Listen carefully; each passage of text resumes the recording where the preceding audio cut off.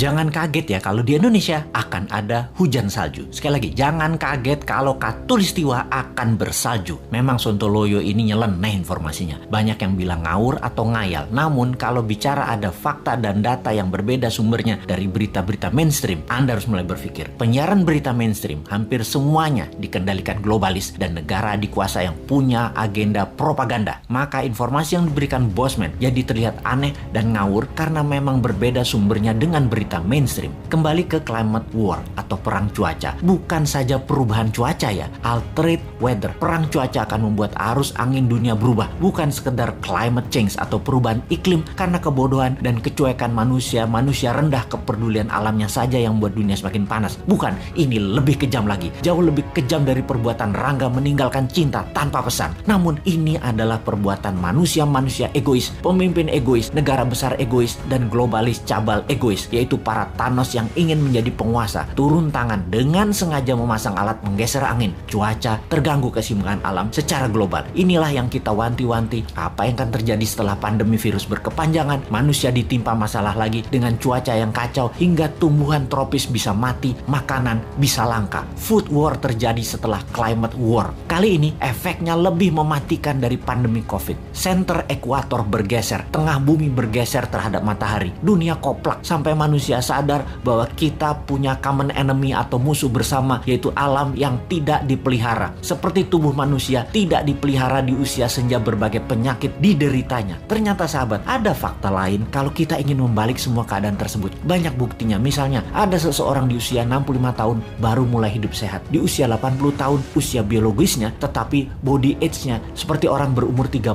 tahunan karena dirawat dengan baik walaupun mulainya dari umur 65. Dia makan sehat, olahraga, dan lain sejenisnya. Sekali, padahal selama 65 tahun hidupnya berantakan, namun ketika diputuskan berubah 180 derajat, balik arah, semua bisa jadi muda lagi, sehat lagi. Dunia pun sama. Selama ini dunia tidak dirawat oleh manusia, maka penyakit bumi itu banyak. Hal inilah yang membuat bumi menua dengan cepat dan menjadi renta. Tapi bukan tidak bisa disembuhkan. Bisa, selama kita semua sepakat berjuang memperbaiki. Indonesia di tahun 2045 adalah pemimpin yang akan memimpin perbaikan alam dunia ini semua. Untuk itu, New Mind selama 24 tahun ke depan hingga tahun 2045 akan pegang kendali utuh, menyelesaikan masalah dalam negeri dan luar negeri, menyetop kegilaan Amerika dan Tiongkok, serta menyetop globalis cabal. Ini bukan impian kosong. Ini mungkin impian segelintir orang awalnya. Namun ketika 1 juta orang percaya, akan jadi collective belief. Ketika 10 juta orang pertama, kekuatan keyakinan makin besar. Dan ketika 100 juta orang percaya, maka Indonesia akan bergetar. Ketika 270 juta orang Indonesia percaya, Indonesia menang. Dan ketika 1 miliar manusia percaya, dunia semakin sehat. Ketika 5